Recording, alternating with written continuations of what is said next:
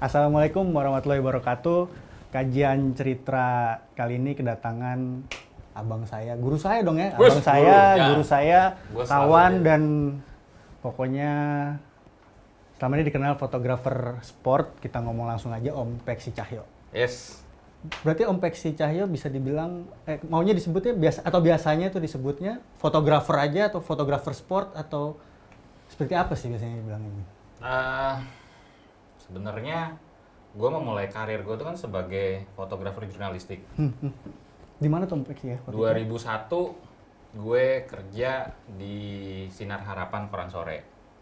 Harian sore Sinar Harapan itu karir gue pertama. 2003 masuk tabloid bola, di situ 12 tahun.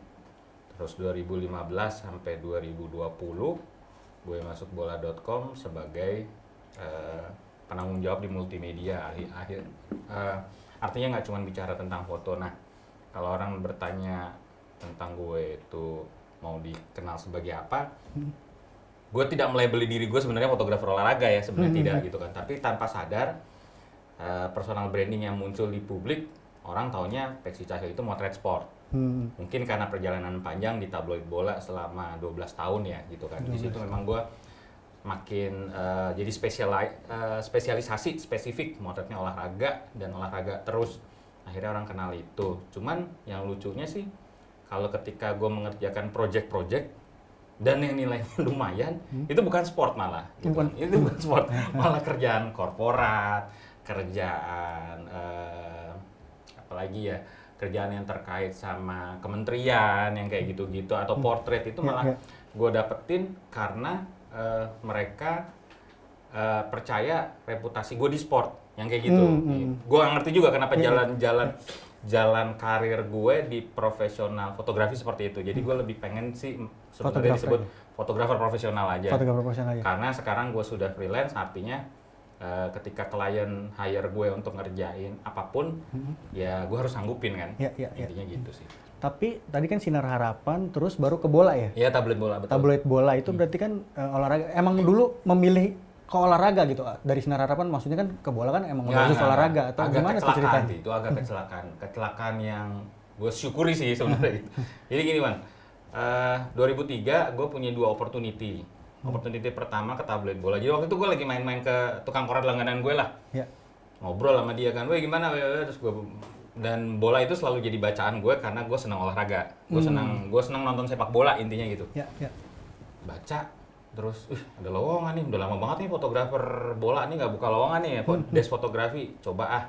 Nah di satu sisi dalam waktu yang sama European Press Photo Agency juga buka EPA. Waktu itu gue udah sampai ketemu sama Barbara Walton. Dia tuh kalau nggak salah Chief regional untuk Asia Pasifik lah gitu. Udah ngobrol, udah dites dan segala macam. Terus waktu itu yang pegang Indonesia Weda udah wawancara segala macam. Itu berarti sebelum Mas Irham masuk dong ya? Sebelum Mas Irham masuk gitu kan. Jadi gue generasi pertama sama Mas Weda gitu. Jadi kalau gue waktu itu memilih EPA, ya gue di situ gitu kan. Tapi pas perjalanan ketemu itu, terus bola juga nelpon, "Mas Peksi besok psikotes ya, bla bla bla." Itu gue jalanin bareng gitu kan. Nah, waktu itu, nah ini ceritanya nggak, ya akan selalu gue ceritakan sama dan berulang-ulang dan nggak akan gue tambahkan atau gue kurangi. Akhirnya gue pamit sama Mas Weda, "Mas, sorry," gitu kan. Waktu itu sama Barbara sudah lolos tes, termasuk tes motret dan segala macem. Gue kayaknya milih bola, mumpung gue belum ada hitam di atas putih nih sama EPA. Kenapa gitu. Om Peksi milih? Nah itu biasanya kan nih ya, wire, gue wire ya. Nah orang selalu berpikir gitu kan. Gue waktu itu sederhana bro. Nyokap gue tuh selalu ngomong, "Lu tuh dari kecil cita-citanya pengen keliling dunia." Gimana caranya gue nggak tahu gitu kan. Tapi gue selalu dari kecil kalau almarhum nyokap bilang itu selalu pengen lihat sisi lain dunia lah. Nah, terus yang kedua adalah waktu 2003 itu kan kita belum terbiasa dengan konsep yang namanya virtual office ya. Ya istilahnya kantor isi cuma 2 atau 3 orang.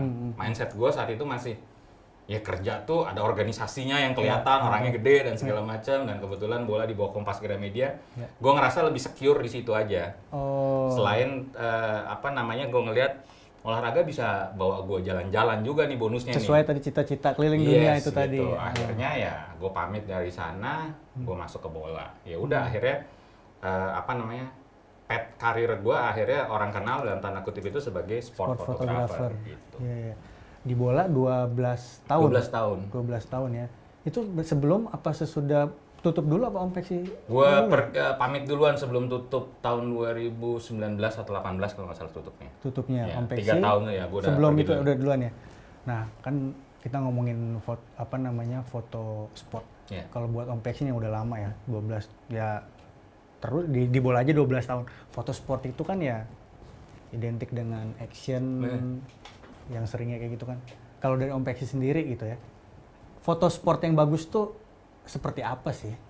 Nah, ini pernah gue obrolin juga ketika gue diwawancarai sama salah satu media online. Jadi foto sport itu gue bayanginnya seperti menganalogikannya lah ya, seperti musik.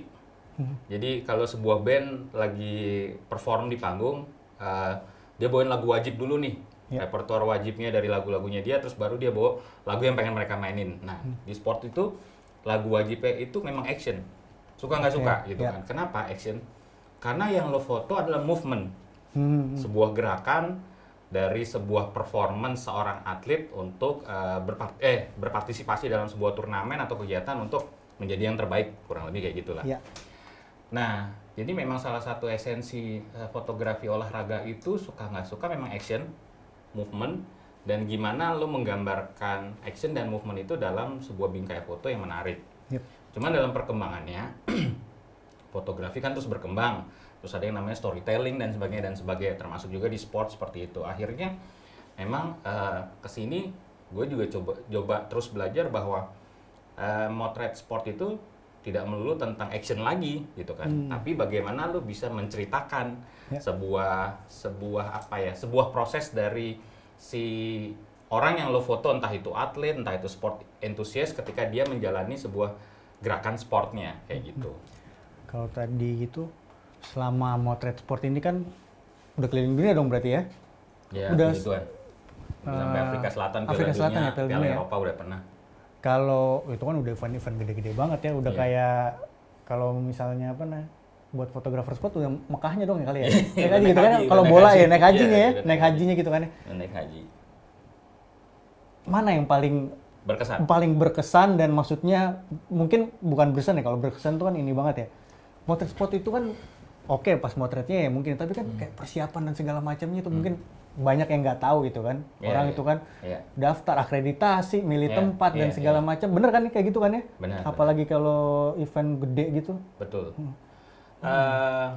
Sebenarnya ini yang tadi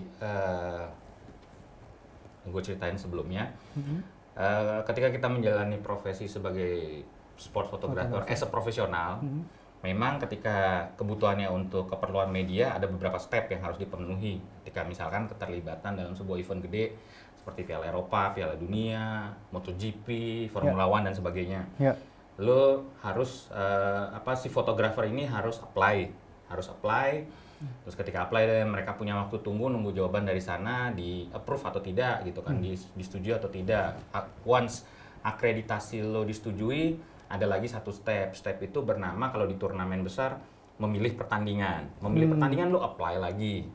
Misalkan, jadi nggak serta-merta kita udah apply, semuanya bisa nggak? Jadi itu baru istilahnya akreditasi umum. Nah, masuk lagi ke akreditasi spesifik di mana lo dapat nomor bangku untuk lo motretnya di mana. Nah itu lo apply lagi. Misalkan pertandingan antara Spanyol lawan Prancis, lo harus apply terus lo harus pilih lo berada mau di pitch area di lapangan atau lo mau di tribun media. Nah itu banyak sekali aspek yang harus dipertimbangkan kalau lo nggak kerja di wire. Nih gue konteksnya bilang gue nggak kerja di wire. Waktu itu di bola berarti kan ya? Waktu itu bekerja, lo bayangin bekerja di sebuah media olahraga di mana negaranya bukan peserta. Oke, ya. Indonesia tidak pernah ada di Piala Eropa, Indonesia tidak pernah ada di Piala Dunia. Entah sampai kapan, gitu aja. Kenapa itu harus jadi salah satu faktor? Karena gini, urutannya itu kayak orang yang bertanggung jawab memberikan akreditasi. Waktu itu gue ketemu namanya orang Prancis, orang tua namanya Alain Leblanc. Alain Leblanc. Alain Leblanc ini udah berapa kali pegang kunci untuk fotografer untuk bisa dapat bukan cuma akreditasi tapi sudah match ticket bahasanya untuk pertandingan apa. Oke. Nah, itu namanya match ticket soalnya tadi. Nah, ini kalau bola itu deh. Ini kan sepak bola. Sepak bola ya. Kalau di MotoGP F1 ada lagi orangnya. Jadi itu yang orang-orang itu yang harus kita kenal dan lobby ketika ketemu gitu. Karena balik lagi kita bukan dari negara di mana satu peserta terus bukan negara di mana ada perwakilannya di situ. Jadi urutannya itu ada tiga apa ya istilahnya? 3 priority mereka bikinnya. Oke. Priority pertama adalah orang-orang yang kerja di wires. Itu udah tenang lah istilahnya. Jadi cerita ini nggak akan pernah lo dapetin kalau yang lo tanyain mereka yang bekerja di wire. Kenapa? Karena mereka kerja di wire udah tinggal duduk manis, semuanya diurusin.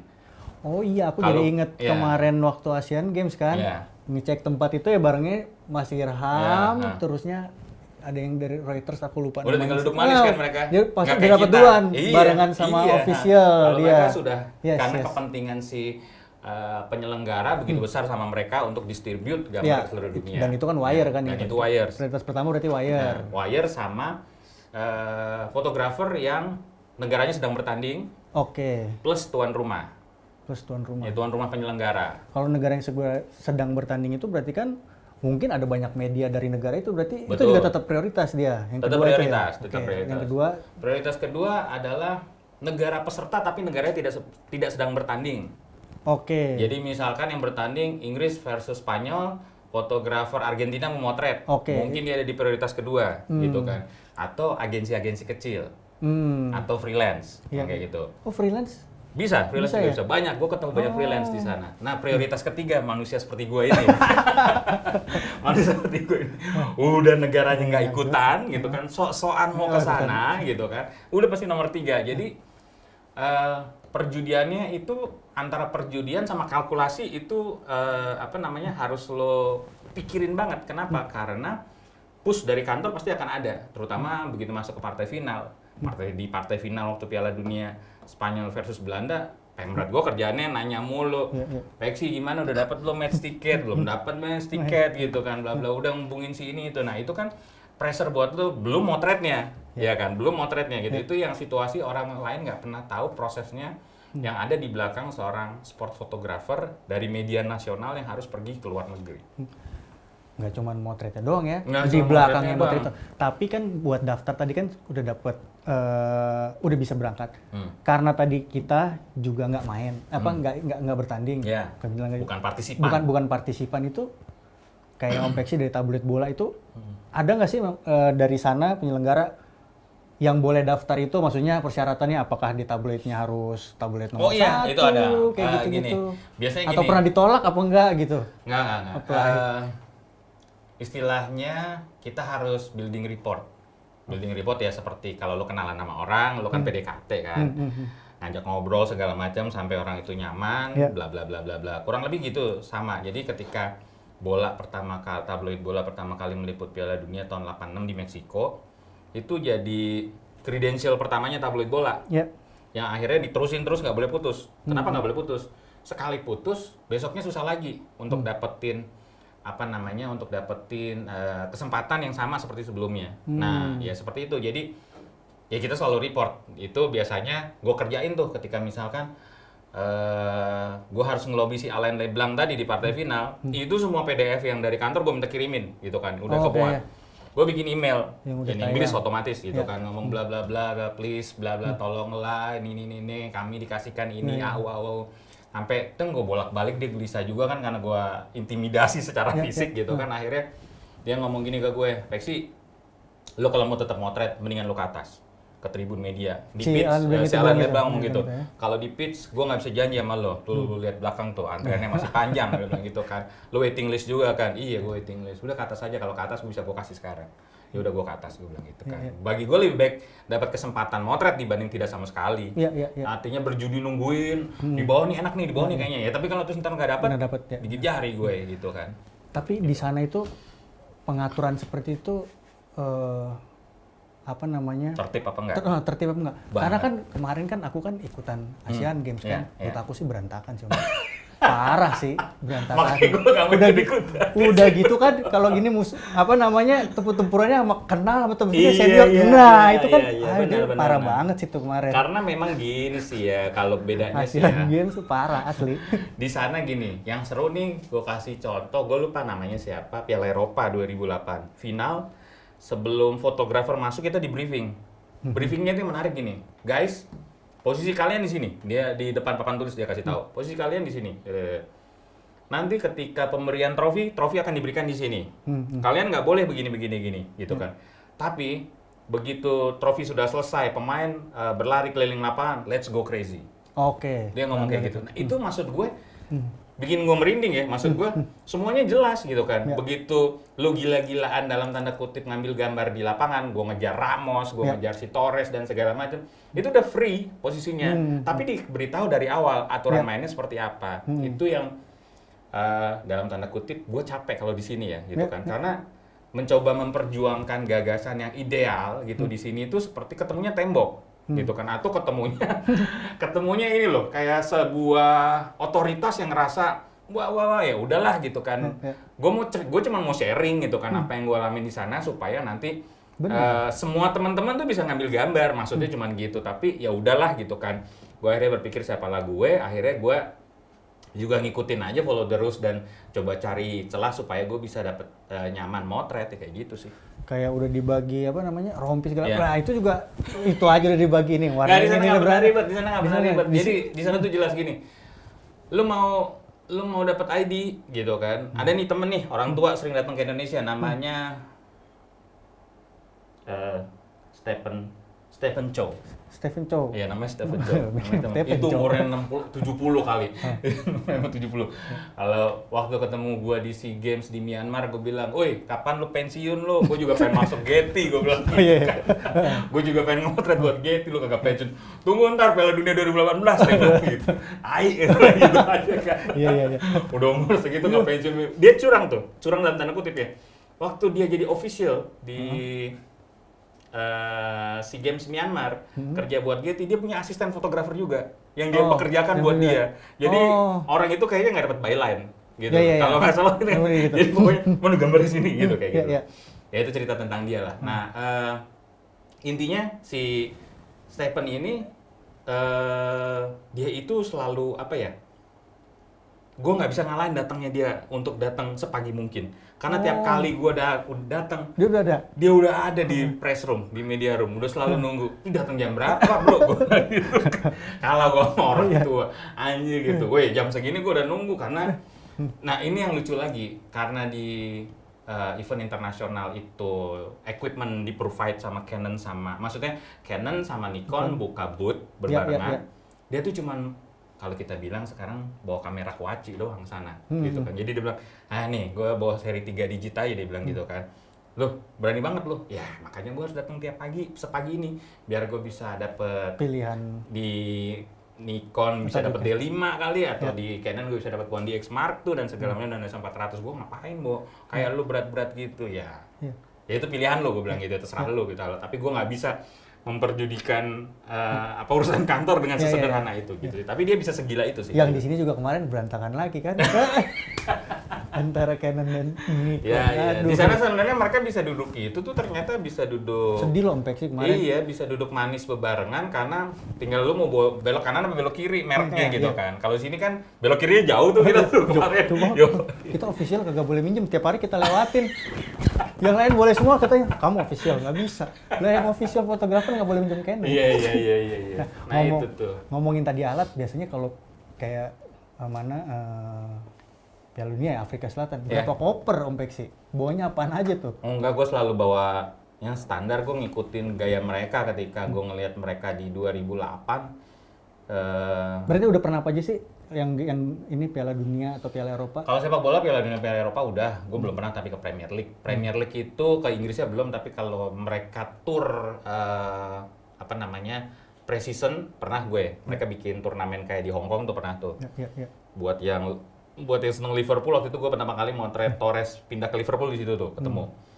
Tuh, jadi kalau sepak bola Yang belum pernah kalau gue pengalaman ngalamin motret Premier League di sana sama motret Champions League belum pernah, karena yang selalu dipergiin teman-teman reporter untuk itu. Tapi ada yang kepengen apa gitu, udah kesampaian atau belum?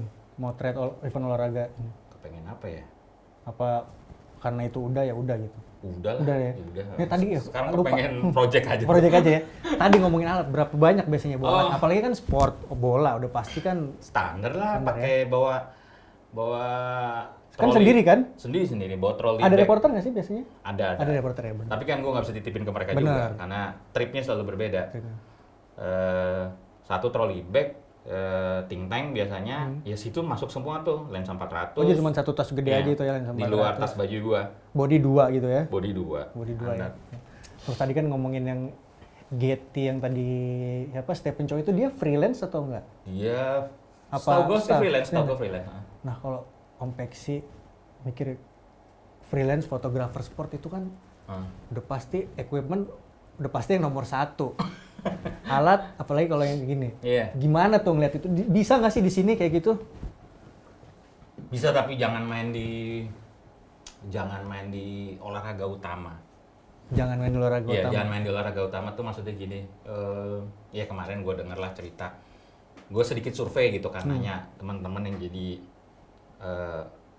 fotografer di menjadi official fotografer di klub-klub Liga 1 gitu kan. Bola gitu ya? Nah, sepak bola. Mereka kerja seperti misalkan gue official fotografernya untuk Arsenal gitu, atau untuk Chelsea dan sebagainya, tapi ini untuk Persija, Persib dan sebagainya.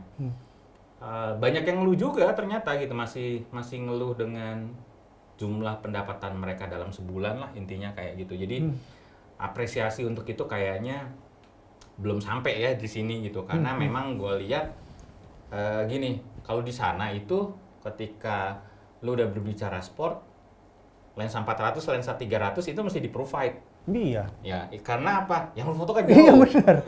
Yang lu foto jauh gitu, lu bukan street photographer gitu Iya. kan.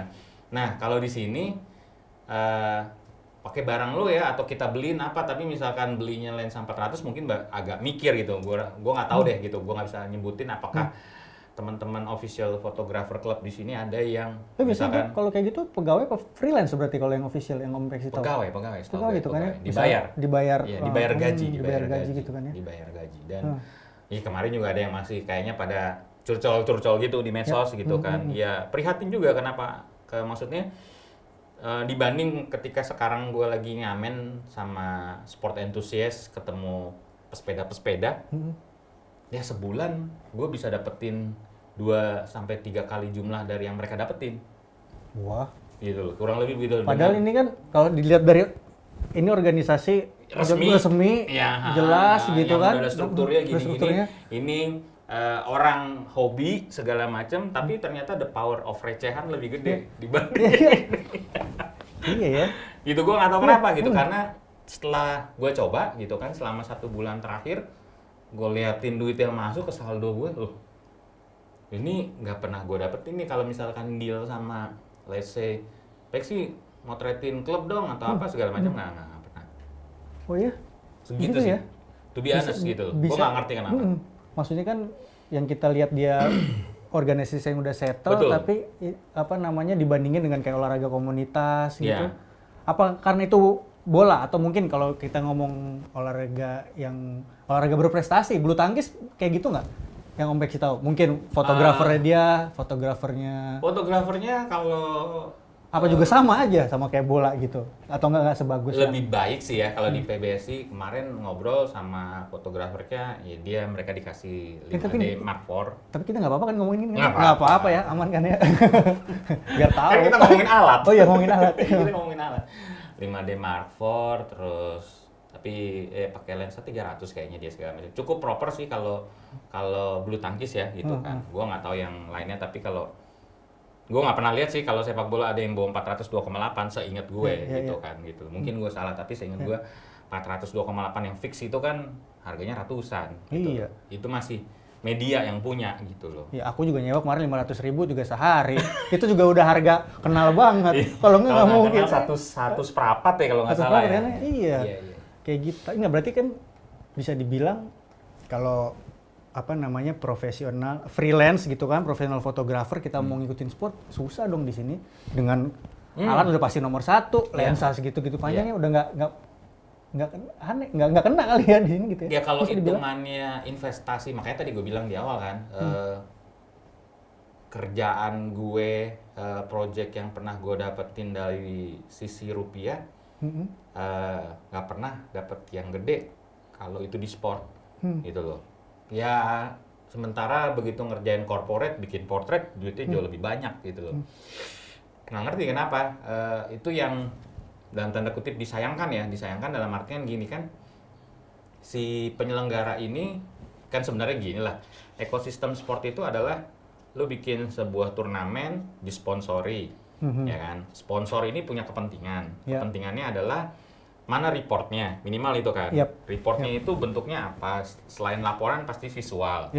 Buat CEO-nya sendiri sebagai penyelenggara, buat sponsornya, kalau dia punya report visual bagus, dia bisa jualan lebih gede lagi, kan gampangnya gitu. Nah, itu kan menurut gue sebuah putaran yang sederhana ya, gitu kan, sebuah putaran yang sederhana. Cuman kayaknya sih kalau gue ngomong sama senior gue di golf nih, dia pernah main sama PGA Tour gitu kan, dia sering di-hire sama PGA untuk ngerjain tur-turnya PGA di Indonesia, karena dia bilang budget dokumentasi itu selalu dibuat terakhir.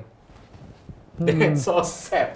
That's so sad, bro. Iya benar. Itu selalu buat terakhir. Jadi bukan dibuat pertama misalkan kita harus bikin visual yang bagus. Oh bukan. Pikirannya nggak kayak gitu. Kalau misalkan kita berpikir kita harus bikin visual yang bagus, berarti dia sudah membuat sebuah rencana budget yang akan proper. Tapi begitu terakhir misalkan udah ketemu, dikurang-kurangin lah sob, ini udah terlalu gede nih gitu, berarti kayak gitulah bahasanya. Kenyataannya kayak gitu, kayak gitu. Jadi misalkan gini, ini pengalaman pribadi. Once misalkan lo, ini yang gue pengen cerita ke teman-teman, dan ada satu fotografer yang mainnya di, kebetulan dia mainnya di ini ya, dia mainnya di oil and gas. Dia pernah ngobrol ngasih saran ke gue gini, bro, kalau gue gitu, dia ngomong gitu, lebih baik dikenal sebagai fotografer mahal daripada murah, dia ngomong gitu. Kenapa bro gitu kan? Karena once lo udah masuk di harga X gitu kan, lo akan susah dapat harga Y. Udah susah, lo mau naikin walaupun dengan vendor yang sama lo nggak akan dapat. Pasti akan ngomongin, udah lawan pakai harga kemarin aja. Ya kan nggak seperti itu. Nah, lo cari-cari deh positioning buat lo di mana harga itu bisa mengcover misalkan hidup lo, investasi lo, mungkin liburan lo dan sebagainya dan sebagainya. Kan ini sebuah pekerjaan profesional ya. Lo nggak duit this for free gitu kan, dan lo mencoba untuk kejar ekspektasi yang bayar lo. Nah, cari aja gitu. Nah, ini yang pengen gue ngobrol. Kalau lo mencoba masuk pasar dengan harga di bawah gitu kan, lo nggak akan pernah sampai di atas. Susah banget gitu. Susah karena orang udah kenal lo di bawah, udah gitu aja. Dia akan cari misalkan gini, persepsi yang jahat yang muncul adalah kalau gue bayar yang di bawah, emang dia bisa ngerjain yang begini. Yang ada di kelas di atas nih, kan kayak gitu. Kan kayak gitu sering munculnya. Jadi mending gua ngambil yang main di level atas untuk kerjaan yang di level atas. Dia nggak akan cari yang di bawah. Dia yang cari di bawah, yang dia lempar adalah harga-harga yang memang budgetnya yang di bawah. Kayak gitu. Nah itu kan permainan yang harus dipikirin gitu loh buat fotografer untuk buat keberlangsungan hidupnya mereka gitu loh. Kayak gitu sih. Tapi kalau kayak tadi kita ngomongin si sport, sudahlah yang apa namanya, yang di hire yang gaji bulanan aja kesejahteranya udah susah, apalagi yang freelance dong. Kalau kita misalnya mau ngasih, taruhlah gitu harganya yang proper. Kalau kita ngomongin sport ya, buat yang freelance sih, gitu. Ternyata enggak juga ya? Ternyata enggak sih, maksudnya gini. Ya itu pintar-pintarnya lagi sih. Kalau misalkan di pasar lokal memang agak susah kalau bicara sport dalam konteks dokumentasi.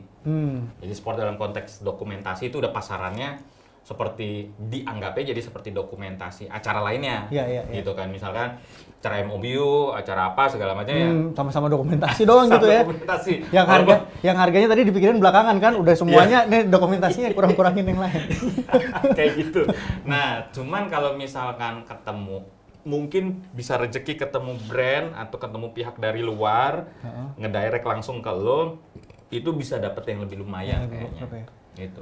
Iya sih ya, tapi bener juga sih ya, dokumentasi itu seringnya ya dianggap ya yang belakangan nggak penting ya. Sebelum biaya tak terduga. Iya. Iya kan? Biaya tak terduga kan 10% dari total kan gitu. Iya. Tapi kalau kita ngomongin si sport, fotografer olahraga, ada nggak sih maksudnya, kan kalau bisa dibilang di sini kan, nggak tahu kalau aku gitu kan ngeliatnya kan yang paling kayak di atas itu kan adalah yang komersial fotografer gitu kan ya. Yeah. Kalau di sport itu ada juga nggak sih bilang itu komersial fotografer tapi yang sport gitu? Nah itu menariknya gini, ketika komersial, yang tadi gue bilang harga atas harga bawah ya bahasanya gitu ya. Ketika si brand ini mau membuat kepentingan komersial tapi in sport, yang dia cari fotografer komersial. Bukan fotografer sport itu.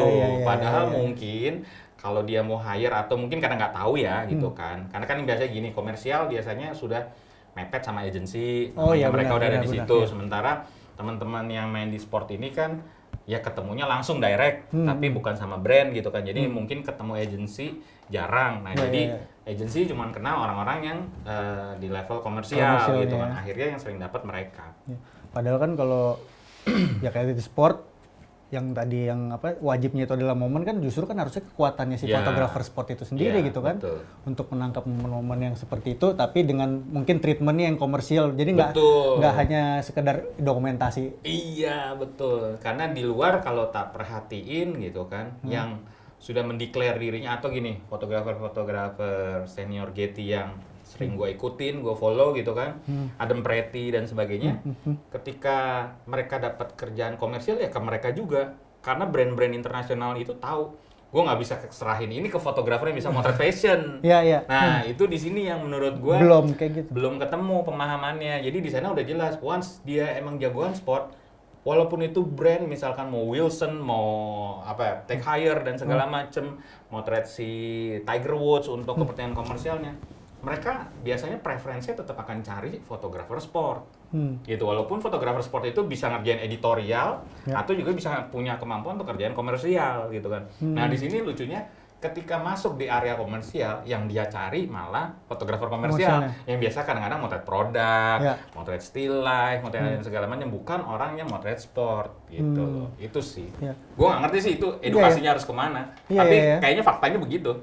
Karena kan bener juga sih, karena mungkin kan mungkin karena pola agency sih kayaknya menurut gue. Pola agency ya? Iya. Kan sport, karena biasanya kan brand nanya sama agency, kita ada brand gini nih mau campaign segala macam, siapa yang motret ya gitu kan. Terus ini aja udah gitu aja. Iya. Yang dia yang namanya ada di mereka kan. Iya, benar. Agency ini ya. Iya. Apa ini juga nggak sih, karena mungkin banyak ya kan, kayak orang juga kan banyak kan tahu itu kan foto sport itu kan ya di media. Maksudnya hanya editorial gitu kan, editorial segala macam. Apa juga jadinya wartawan. Wartawan, gitu. Betul kan, wartawan. Kadang-kadang kayak gitu, betul. Image-nya jadi munculnya begitu. Betul, dan juga kayaknya kalau wartawan nggak bisa ngerjain komersial. Betul, kayaknya treatment komersial gini agak susah gitu kan, segala macam, lebih ke dokumentasi atau editorial aja. Kayak apa gitu juga? Kayak gitu gue malah pernah ketemunya yang menurut gue salah satu dua orang panutan gue ya. Yang pertama almarhum Bang Julian Sihombing sama Bang Chandra. Itu dulu mereka sering banget dapat kerjaan komersial yang berbau iklan. Bahkan almarhum itu pernah ngelempar kerjaan ke gue. Waktu itu Telkomsel gitu kan. Waktu itu Telkomsel. Nggak apa-apa kan sebut merek di sini? Nggak apa-apa. Siapa tahu disponsorin. Oh itu Telkomsel nonton, Lexi gitu kan. Gue pengen kerjaan nih gitu kan. Lu mau ngerjain ini nggak? Almarhum ngomong gitu. Wah, dengan sangat senang hati Bang, itu ngerjain apa nih? Ananda Mikola nih gitu kan, tapi kepentingannya buat Telkomsel nih, buat brand. Bisa kan lu? Siap, bisa. Gue mesti apa? Ada tornya nggak segala macam? Gue tanya. Ada nih gini. Lu ntar sana ketemu sini bla bla bla bla bla bla bla bla. Oke gitu kan. Ya kayak gitu-gitu. Kayaknya sih gini. Rumusnya kayaknya environment yang terbentuk adalah kalau fotografer sport pengen dapetin kerjaan komersial memang mesti begaul sama agensi. Tapi berarti bisa dong ya, Bang Jul bisa, BCA Bang Chandra tuh? Iya bisa ya? Bisa, tapi memang mesti ada cantolannya orang agensi. Kalau nggak ada cantolannya kayaknya jauh ya? Jauh. Maksudnya karena ini kan ya? Mungkin jadi nggak dikenal aja masalahnya gitu kan. Jadi kan ini masalah kenalan tadi ya, gitu loh. Nah kalau kan sekarang kan Om Peksi kan udah freelance kan ya, profesional. Tapi maksudnya ngerjain ya sport juga, olahraga komunitas atau apa namanya bedanya ini banget nggak sih kalau ngerjain untuk editorial dan untuk kepentingan klien ini berarti kan? Iya. Nah gitu. Gue soalnya berangkatnya gini sih, gue berangkatnya senang fotografi itu memang senang fotografi. Basic fotografi, general fotografi yang gue senang. Jadi waktu di awal kenapa akhirnya gue memilih jalur fotojurnalism, karena jujur aja waktu tahun 2001 itu gue nggak punya resources baik finansial atau network dan sebagainya untuk menjadi fotografer komersial. Nih ya, waktu itu kan kebayang mau menjadi fotografer komersial, studio, betul. lampu dan segala macam itu nggak murah gitu kan.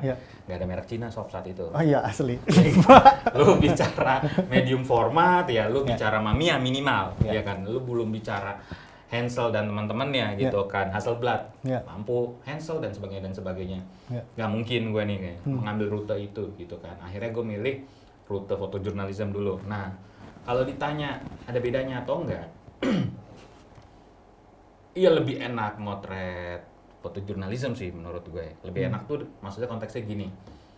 Kalau lu udah paham tentang etikanya, lu udah paham kewajiban dan hak yang harus lu jaga.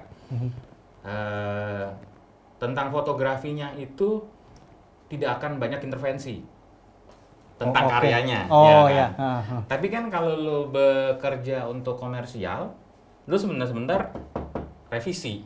Ya. Mas jangan gini dong, bisa nggak gini lagi? Gue maunya gini nih, ini nah nih. Itu kalau buat orang yang sudah terlalu terbiasa jadi freeman di editorial, biasanya mungkin yang muncul nggak nyaman dalam situasi seperti itu. Tapi ya gue memilih karena udah jalannya gue seperti ini sekarang, ya gue nggak bisa terlalu menjadi orang yang dimintain revisi terus gue jadi nggak nyaman, nggak boleh kan, karena memang once kita ngerjain kerjaan profesional kan kita harus tanya dulu ekspektasinya sampai sejauh apa dan lo harus mampu penuhin itu, udah gitu aja. Dan dari kitanya juga kan apa namanya bukan jam terbang dan pengalaman udah bisa ini kan yang ngeset itu kan. Enaknya sih jadi belajar teknis lagi sih men, kalau gue gitu, maksudnya belajar fotografi basic lagi, ngulik lagi tentang lighting gitu kan. Ya banyak hal yang dipelajarin lagi, sementara kan kemarin udah nyaman di media selama belasan tahun, biasanya gue udah nggak nengok lagi tuh soal teknis gitu. Kalau sekarang mau nggak mau, karena kalau lo mau harus tetap relevan sama relate sama pasar kan itu mesti dipikirin. Tadi kan sempat ngomongin udah nyaman, udah belasan tahun gitu di media, punya kantor segala macam, terus memutuskan freelance. Kenapa Om Peksi? Apa karena waktu habis di bola itu kan di mana namanya? Bola.com. Di bola.com kan masih olahraga juga, bola gitu kan ya. Apa karena memang ya di Indonesia ini kan ya media olahraga itu udah nggak ada gitu kan, bisa dibilang gitu kan yang ini. Apa karena itu akhirnya memutuskan freelance atau seperti apa? Ya yang utama sih sebenarnya waktu itu ada sedikit urusan keluarga. Bokap sakit-sakitan gitu kan. Nah terus kakak gue yang biasa ngerawat bokap itu, ya gue ngerasa ya kita bertiga bersaudara, dia nggak bisa kemana-mana nih gitu kan. Dan kayaknya gue juga udah terlalu sering izin segala macam, gak enak juga. Itu yang personal ini ya, personal mattersnya buat karena untuk keluar ya, itu ya. Nah, terus kalau yang lainnya roots gue ternyata fotografi gitu kan. Gue mencoba belajar video 5 tahun, gue coba mengenali broadcast selama 5 tahun gitu. Tapi yang datang kerjaan fotografi lagi gitu kan, bukan. Sudah terlanjur melekat. Udah kayaknya branding fotografi gitu kan. Nah terus gue berpikir branding ini sudah terlalu melekat. Terus tapi branding ini adalah branding yang akan gue bawa sampai gue mati nanti, bisa dibilang gitu. Dan ini bisa gue lakukan sampai gue mati nanti, selama gue masih sehat gitu kan. Kalau gue nggak kembali ke akar gue, nanti lama-lama hilang nih jaringan. Terus daya gue di kepala mereka dan segala macam. Jadi menurut gue ya udahlah, mungkin ini sebuah perjudian, tapi kalau nggak gue putusin sekarang, ya kapan lagi? Itu aja sih pertimbangannya. Jadi memang gue harus kembali ke roots gue gitu loh, karena roots gue ini yang sudah membawa gue sampai hari ini. Gue mungkin paham menjadi video produser, gue mungkin paham sedikit banyak tentang videografi, tapi ternyata orang lebih mengapresiasi dan lebih paham tentang gue ketika gue di fotografi. Jadi mungkin itu udah yang sudah terlanjur terbentuk, ya udah kuatin aja akar yang sudah terlanjur terbentuk tersebut. Oh, jadi waktu yang setelah di tablet bola yang di bola.com itu bukan foto ya, tapi lebih ke gue lebih video banyak multimedia. Jadi gue lebih banyak masuk karya grafis, ngurus apa namanya, ya bikin plan tentang video, konten dan sebagainya macam dan hal-hal gitu. Malah gue sudah frekuensi gue berfotografi turun drastis, dalam artian memotret ya gitu, turun drastis. Nah, ya memang ada kegelisahan juga sih, ada kegelisahannya dalam artian nanti gue benar-benar lupa jangan-jangan nih motret. Ada ketakutan gitu juga gitu kan, ada ketakutan gitu juga karena kan fotografi itu kan perpaduan hard skill sama soft skill ya. Kalau hard skill yang nggak diasah nanti hilang malah gitu. Itu aja sih. Oh iya. Tapi kan lama ngantor. Maksudnya di kantor, maksudnya dalam satu organisasi, terus akhirnya memutuskan freelance tuh. Ya beraninya itu gimana gitu, terusnya pas ngejalaninnya susah nggak sih? Biasanya mungkin lebih teratur dan segala macam. Ini kan kita semua ngerjain ini sendiri gitu. Ya ngomong yang enaknya dulu aja ya. Boleh. Kalau yang enaknya itu kan gini, kadang-kadang ada kerjaan ketika dapet itu ternyata gue hitung-hitung, ini udah bisa mengcover 6 bulan gaji gue nih kemarin dapat ya gitu kan. Bahaya ini. Itu kan itu yang enaknya, yang enaknya. Yang nggak enaknya nih kan, ketika bengong sob. Ketika bengong maksudnya gini loh, kalau lo ngantor, itu kan lo tiap hari ada aktivitas, ya nggak? Terus tiap tanggal 25 lo gajian, gitu kan. Kalau ketika lo nggak ngantor, perasaan insecure itu selalu ada. Perasaan insecure itu selalu ada, karena ternyata ketika ini bulan keberapa sih gue? Baru bulan ke-7 bro, gue masih nunggu di freelance nih sebenarnya. Di bulan ke-7 ini mudah-mudahan istiqomah nih. Iya. Harus. Mesti belajar sama lu malah kalau soal ini. Mentalitasnya itu, jadi naik turun sob kadang-kadang rasanya tuh. Nah jadi misalkan ketika bukan dari sisi finansialnya ya gitu kan, karena orang kan selalu ngeributin urusan freelance itu urusan duitnya kan gitu kan. Duitnya malah gue udah lewatin, alhamdulillah puji Tuhan gitu, karena kemarin pas pandemi kemarin dapat kerjaan lumayan, motretin kementerian 550 orang gitu kan, buat kebutuhan sederhana, buat kebutuhan ID card-nya mereka. Nah itu ternyata gue hitung, wah untungnya lumayan nih, yang tadi gue bilang bisa 6 bulan itu. Jadi dari sisi finansial nggak ada isu, tapi isunya itu lebih ke hari ini yang besok ngapain ya gitu. Ya itu yang kayak gitu. Sementara lu kan kalau di kantor ya lu tau lah gitu kan, kita nggak tiap hari kan di kantor kerja YouTube-an dan ya ada kan? teman pasang handphone lihat YouTube, ketawa, terus jam makan siang yuk gitu kan, terus pulang gitu kan. Hari kan kayak gitu diulang gitu kan, nggak bener-bener 22 hari di kantor itu kalau mau jujur-jujuran benar-benar kerja gitu. Benar. Nah tapi kalau misalkan kayak gini sekarang tuh kayak lu mesti programming diri lu sendiri. Nah itu yang asik-asik juga. Jadi kayak belajar lebih spiritual ya kadang-kadang gitu loh. Maksudnya spiritual tuh gini sob, ada kemenangan kecil nih, itu lu bersyukurnya luar biasa. Oh ya. Jadi misalkan, gitu kan cerita sama bini nih, si mbak ini ternyata jalanin ini gitu kan, ada opportunity nih sama dia gitu kan, bla bla bla. Kemenangan kecil-kecil kayak gitu tuh kayaknya bless banget gitu kan. Kalau dulu kan di kantor lu nggak ngerasain kayak gitu. Yang ada seringnya sih menurut gue keluhan gitu kan, keluhan. Jadi misalnya masih dapat bonus tapi jumlahnya nggak sama aja lo ngeluh gitu. Belum dapat berapa bro gitu kan. Bisa kayak gitu ngomong sama teman gitu kan. Ini masih cuma segini sih bla bla bla. Itu gitu kan. Ya mau pada ngaku atau kagak situasinya gitulah di kantor. Walaupun kita yang namanya tunjangan udah dikasih, gaji udah dikasih, masuk rumah sakit tinggal masuk rumah sakit dan segala macam, tapi gue sih ngeliat rasa spiritual itu lebih gede pas saatnya di freelance. Karena lu kayak masuk lautan bebas. Nah kata lu masuk lautan bebas, ya lu punya kemampuan, tapi sejatinya ya kita harus tetap berserah sama yang di atas. Gitu sih. Ini obrolan agamis atau obrolan fotografi? Justru itu dia, kalau yang fotografi dan segala punya udah banyak. Nah, tapi kan si freelance ini, Om Peksi ini bener-bener sendirian atau ada tim? Misalnya AE kah? Atau ada yang ngitungin apa yang bener-bener semua sendiri?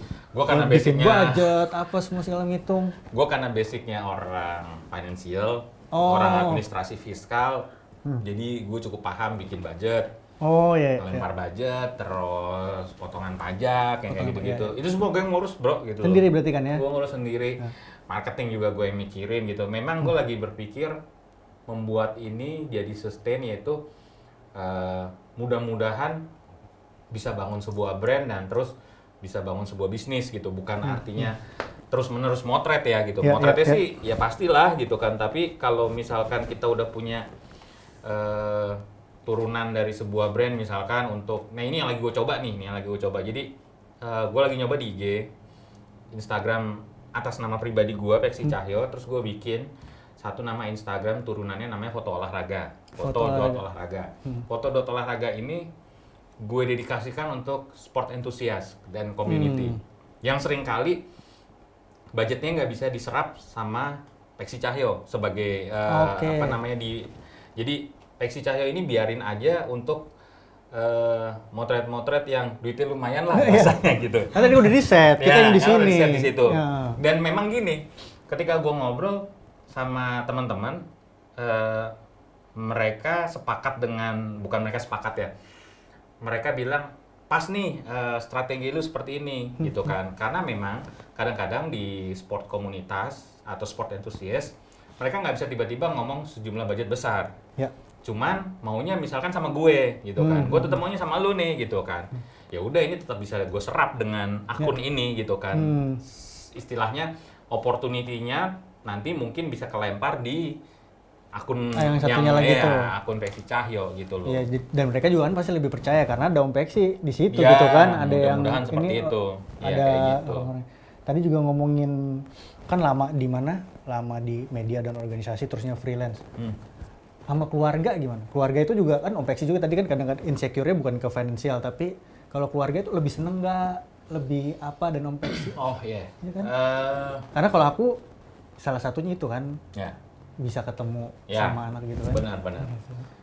Freelance ini. Jadi memang atau mereka malah takut, wah ini oke nih 6 bulan ke depan ini oke nih kan. Ini kan bulan ke-7 nih. Tetap gini sob. Ujung-ujungnya restu dulu lah. Restu dari istri kan, restu dari istri. Anak gue kan juga masih nanggung. Berapa tahun? Yang paling besar kelas 3 SMP. Yang kecil masih kelas 5 SD. Masih panjang jalannya gitu kan. Masih butuh 10-12 tahun lah untuk bapaknya nih kerja terus lah bahasanya gitu kan. Nah, ketika mereka kasih restu, ya udahlah. Coba aja dulu jalanin gitu kan. Dan kebetulan istri juga masih kerja. Istri masih kerja artinya mungkin. Berarti serupa strategi kita ya. Kalau enggak mah kacau juga ya kan. Kalau enggak, wah itu tiap bangun pagi tuh pas neon terus kan itu udahlah, inilah apa namanya, sesuatu yang mesti lo akuin gitu kan gitu. Karena kalau kita mulai berani mengakui sesuatu, lo udah terbuka kan untuk masukan gitu. Apalagi pandemi ini kan. Aku sih kalau istri nggak kerja kelar Om Peksi. Iya kan, karena ada salah satu. Nah, ngomongin kita lagi pandemi ini, olahraga ini masih banyak Om Peksi yang foto maksudnya kerjaan gitu. Masih, nah itu ya, yang tadi gue balik gitu kan, yang tadi gue cerita di awal, gue bisa pivot ke mengalihkan sedikit dan mempromosikan diri gue bisa motret food, karena gue tadi balik bilang, gue tidak pernah dari awal itu terlalu proud dengan sebuah profesi. Maksudnya gini, ketika gue ada di sektor fotojurnalism, gue tidak serta-merta lantas bilang gue cuma bisa fotojurnalism, enggak gitu kan. Itu udah menutup opportunity yang lain dong. Nah, gitu kan. Kalau buat gue kayak gitu kan. Nah, karena gue juga senang motret makanan gitu kan, dan gue paham tentang lighting. Dapat pasarnya gitu kan. Dapat pasarnya. Ada aja gitu yang WA gitu kan. Lu sekarang bisa motret makanan. Nah, sekarang kan UKM lagi naik nih. Oh iya. Tiba-tiba orang banyak masak nih sekarang kan. Tiba-tiba banyak masak, tiba-tiba banyak yang berbisnis makanan dan mereka butuh konten buat IG-nya gitu kan, yang proper. Nah, dari situ dapet gitu kan, jualan harga per menu sekian, makanan kirim di rumah. Gue tetap bisa jaga protokol COVID, ya kan. Terus begitu selesai gue foto, gue deliver ke mereka, happy, duit transfer. Ya. Yang kedua yang tadi lo tanya tentang olahraga, nah ada juga itu tetap ada di sport enthusiast tadi, di community. Lo lihat kan sepeda sekarang, berarti? Sepeda. Oh. Lo lihat sekarang, gue punya tuh, baru dapat tadi hasil risetnya kenapa di pandemi bike tuh melakukan boom, terjadi spike gitu kan. Ya orang bosen di rumah aja dan terus, nah ini sempat jadi obrolan gue sama beberapa teman-teman. Kenapa dulu kan olahraga lari itu happening banget ya, orang lari. Ya. Apa-apa lari. Acara lari, kantor gitu apa kan. Lari gitu kan. Branding lari gitu kan. Yang hilang selama pandemi kan cuma acaranya ya. Bener kan? Eventnya. Tapi yang gue bingung kenapa olahraga larinya juga hilang. Bener kan? Iya nggak? Lo perhatiin deh. Tapi mereka kok melakukan switching kebanyakan terus milih sepeda. Itu yang gue nggak ngerti gitu. Maksud gue gini, jangan-jangan ini asumsi gue ya. Jangan-jangan dulu orang lari itu karena bareng-bareng aja seneng-seneng. Ada event, lari, selfie, kasih lihat gue olahraga, segala macam, taruh di medsos gitu kan. Iya. Nah, gue nggak tahu kenapa akhirnya diajak teman sih, beberapa teman-teman yang memang dulu udah main di komunitas. Ya main lu kesini gitu kan. Duitnya lumayan nih gitu kan. The power of recehan lah gitu. Bener ternyata. Nggak sampai sebulan gitu kan, gua motret tuh paling banter 3 kali sepekan, 3 sampai 4 kali sepekan. Itu boleh nyebut angka nggak di sini? Bebas. Yang penting kompak sih bebas. 3 kali seminggu. Buset yo, kita nunggu umpan lambung aja pokoknya nih. 3 kali seminggu, bayangin. 3 sampai 4 kali seminggu. Motretin mereka aja olahraga gitu kan. Orang kita bilangnya kita fotografer jalanan gitu kan, fotografer jalanan. Tapi sekali di jalan lu pulang, lo edit, lo publish link lo segala macam. Dengan tadi gue bilang gue bikin akun kedua, itu mah minim 2 sampai 2,5 juta aja dapat. Oke dong ya. Lo kaliin aja 3 sampai 4 kali. Iya makanya kan. Iya. Yang syaratnya cuma satu, 4:30 begitu azan subuh lo bangun. Siap-siap bawa alat, bawa mobil lo pergi, udah kayak gitu. Kerjanya malah cukup compact. Gue di lokasi sudah standby dari jam 6 pagi, jam 8 sampai 8:30 gue udah cabut pulang ke rumah. Gue nggak perlu takut terpapar COVID karena gue jauh motretnya. Iya. Ya kan, gue pakai lensa tele dan tapi gue malah dapat mandi sinar matahari pagi sampai pegang lensa 300 gue. Gue pulang, gue ngedit, gue share link gue, terus satu persatu akan DM, Mas. Gue mau pesen foto ini, gue mau pesen foto ini, gue mau pesen foto ini. Oh jadi bukan ke si komunitas acara ada yang kadang-kadang pesan, ada yang kadang-kadang pesan. Kalau udah kayak gitu, gue mau sama lo ya. Tapi gini, kadang-kadang ini teman-teman yang ngomong gitu, karena mereka yang jauh lebih berpengalaman. Teman-teman yang udah duluan ini, kadang-kadang mereka gini. Dan cara berpikirnya menurut gue sangat bisnismen banget. Jadi dia hitungannya gini. Sekarang lo hitung bro, kalau pas lo di hire komunitas, mereka berani bayar lo berapa? Pas lagi lo ngamen, dapetnya lebih gede nggak? Karena saat lo motret komunitas, lo kehilangan opportunity ngamen lo. Oh, iya kan, iya, lo kehilangan opportunity ngamen lo. Nah kalau jumlahnya ketemu, mirip-mirip, oke lah lo sikat gitu kan. Tapi kalau gedean dari ngamen, dengan ngamen sob, kayak gitu. Ini pelajaran. Itu pelajaran di era pandemi. Menurut gue nggak gengsi karena apa ya? Wah, Peksi Cahyo udah pernah motret kemana, terus gue milih gitu, jadi picky gitu kan. Kerjaan segini aja gitu. Menurut gue buat apaan? Karena at the end of the day, gue perlu selalu punya punya koneksi atau punya penetrasi ke jaringan. Di situ akhirnya ketemu CEO A, bos B, ya macam-macam lah latar belakang, dan itu kan akhirnya membuka kesempatan. Siapa tahu nanti ketika segala sesuatu ini udah selesai, nama lo ada di top of mind mereka. Tapi emang begitu kan karena kan ya kita freelance profesional ya. Iya gitu loh. Gue nggak bisa nungguin misalkan kerjaan dari NGO atau apa, kagak ada. Kemarin sempet dapet yang Indonesia Australia, Mas kepilih jadi salah satu vendor. Kapan berangkat Mbak? Ya masih Nah, pandemi. Iya. Yang ada duit masuk sob, ya kan gitu. Iya. Nanti gue nggak mau mantap nih, gue nggak mau mantap, makan Tabungan, tabungan. bener-bener. Nah, tabungan biar tetap tabungan, operasionalnya harus dapat nih, gitu loh. Iya. Kan jadi gitu kita mikirnya sekarang gitu loh, karena nggak ada gaji tadi gitu loh. Iya. Berarti yang sekarang ini makanan tadi ya, terusnya Ya. sepeda. Iya, sepeda. Sama sepeda ya. Iya, malah Terus sepedanya sepeda tuh yang jalan-jalan apa yang di kota apa nih kalau yang sekarang? sekarang itu kan mereka punya beberapa titik, biasanya ada di Bintaro, BSD sama dalam kota. Yang paling sulit dalam kota. Kenapa? Karena di dalam kota itu ada beberapa titik spot.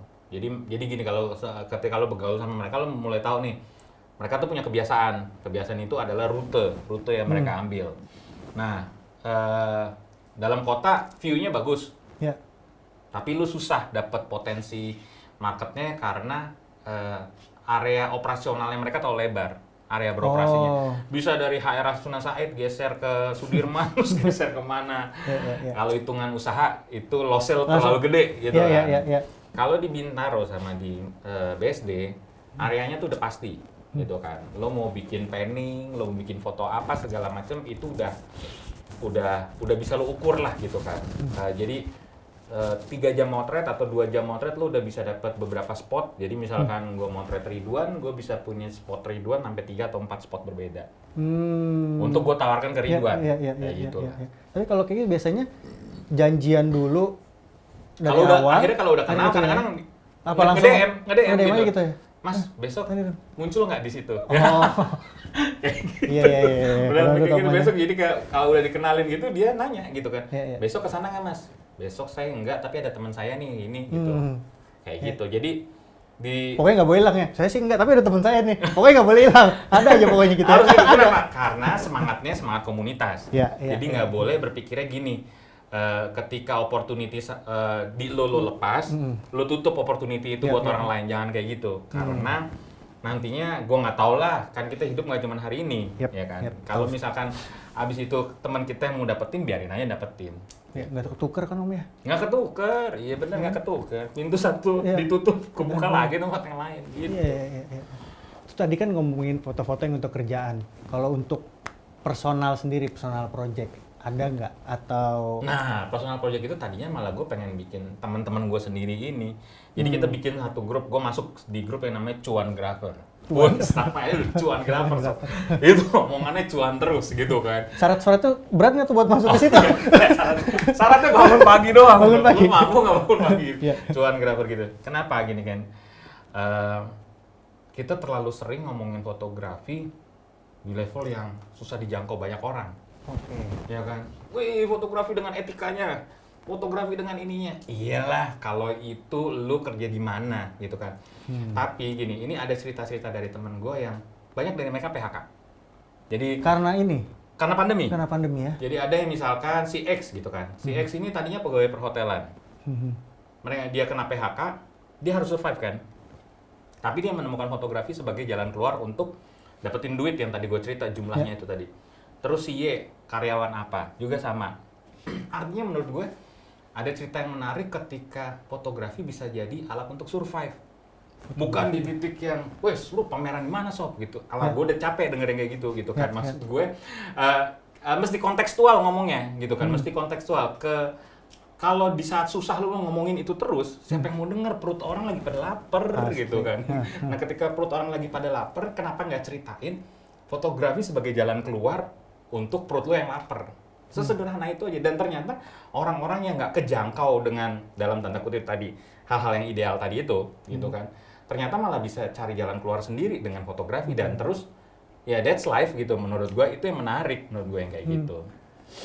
Itu berarti yang lagi buat personal project yang maksudnya rencananya sih begitu, rencananya bikin begitu. portrait gitu. Iya, mungkin bikin portrait mereka beberapa gue udah punya gitu kan.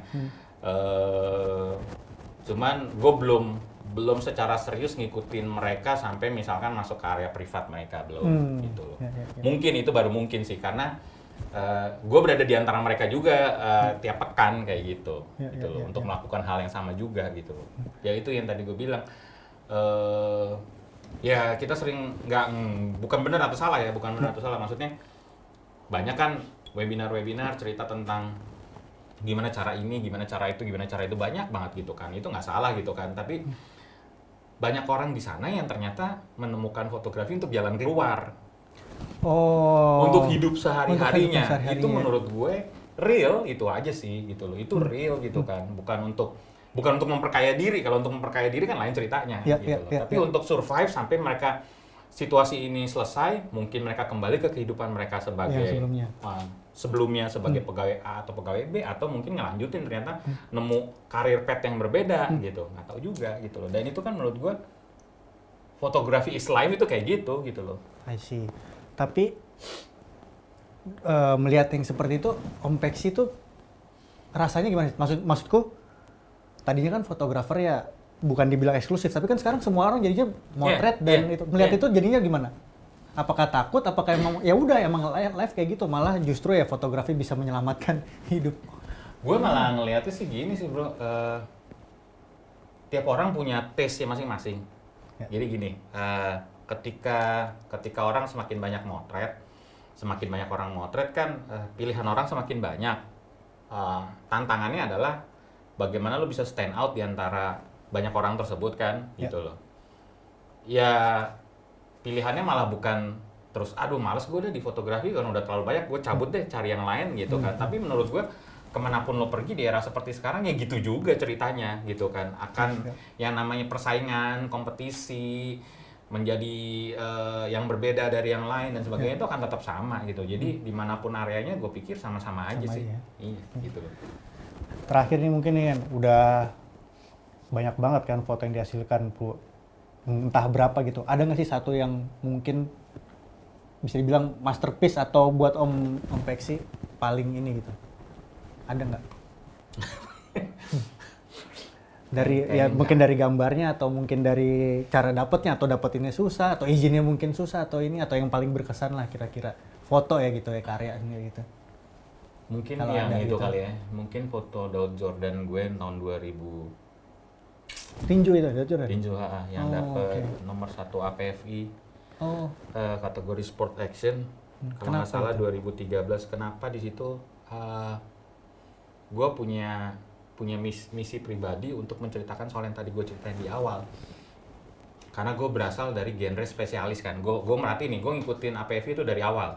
Tapi gue baru menang tuh 2013. Sisanya gue masuk nominasi 5 besar dan segala macam gitu. Ada protes dalam diri pribadi gue secara personal gitu kan. Kenapa sport seperti itu yang menang? Bukan memprotes si fotografer ya, tidak gitu kan.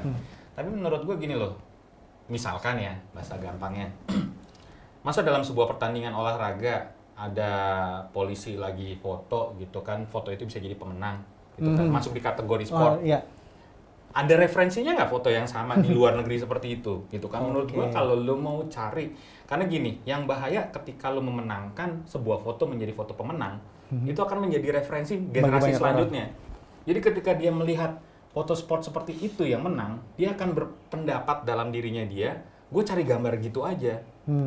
Ya, lo kan kalau ngelihat foto yang menang di luar, fotonya Adam Pretty, fotonya banyaklah nama-nama itu, nggak kayak gitu, ya kan? Foto yang esensi sport, ya kan, gitu kan, perjuangan manusia, gitu kan, bukannya foto feature gitu loh, bukannya foto feature gitu loh. Nah, maksud gue, kalaupun feature-nya juga bukan feature yang dalam tanda kutip yang kayak gitu, gitu kan. Nah, maksud gue, mission pribadi gue ketika itu, kenapa akhirnya gue senang itu bisa menang, karena gue pengen nancepin gitu loh, foto sport kayak gini sob. Gitu loh boy. Ini personal gue. Kenapa? Karena gue mewakili orang sport gitu kan. Mewakili orang sport yang kadang-kadang ya ketika kalah di area kontes gitu kan. Lah kok yang menang seperti itu gitu kan. Kalau yang menang adalah sesuatu yang ini, tapi ya balik lagi subjektivitas selalu ada kan. Cuman paling enggak ya perjuangan gue saat itu coba aja terus tiap tahun gitu kan, coba tiap tahun. Nah begitu udah menang gue berhenti ikut ya gitu ya, udah selesai gitu kan. Buat apa lagi ngulang kan, sama seperti kata orang udah bikin satu lagu hits sudah, jangan ulangi lagi bikin yang lain. Nah itu gue berhenti, paling enggak itu udah jadi rekam jejak kan. Foto sport tuh seperti apa sih gitu loh, karena gue orang sport gitu, gue bukan orang yang nyambi lagi di dashboard gitu kan. Nah itu ya bedanya yang pengen gue perjuangan. Kalau sorry to say, teman-teman yang di harian kan banyak yang 2 tahun gitu ya, kan di diputer kan. hiburan, 2 tahun terus tiba-tiba di sport, terus tiba-tiba lagi di sport gitu kan, terus pindah lagi gitu kan. Nah gue punya kepentingan sebagai gue orang sport, gue harus nancepin kaki untuk kasih lihat bahwa foto sport ya seperti ini gitu kan. Momentumnya tuh dapat gitu kan, muka Jordan penyok dihajar segala macam udah nggak terbantahkan lah gitu kan, dan itu emang nggak gampang dapat foto itu, ternyata ada keberuntungan dan apa mungkin determinasi perjuangan terus menerus ya akhirnya dapat foto itu, ya itu sih kayak gitu. Dan di situ mission accomplished berarti gitu. Mission accomplished. Orang mau ini atau tidak ya udah, penting gue udah mission accomplished secara personal gitu kan. Jadi kalau orang mau bandingin tahun ke tahun foto yang menang kategori sport seperti apa ya lihat aja. Siap. Kan, kayak gitu. Itu. Terima kasih banyak Siap. Om Peksi. Ditunggu tausiah dan lemparan umpan lambungnya terutama. Ini umpan lambung sekarang. Umpan lambung soalnya 3 kali seminggu. Kalau yang nonton ini pasti ngiler semuanya. Tapi jangan cuma ngiler, mudah-mudahan jadi semangat buat mereka. Iya, betul. Gimana Masih ada jalan. Iya, gimana caranya seorang profesional itu ya tadi membangun jaringan, membuka kesempatan. Nggak gengsi, kayak gitu kan ya. Terima kasih banyak sekali lagi Om Peksi. Mudah-mudahan yang kita omongin ada manfaatnya. Dan banyak manfaatnya, mudah-mudahan itu kan ya. Makasih banyak kajian cerita sekarang, sampai ketemu di kajian cerita berikutnya. Wassalamualaikum warahmatullahi wabarakatuh.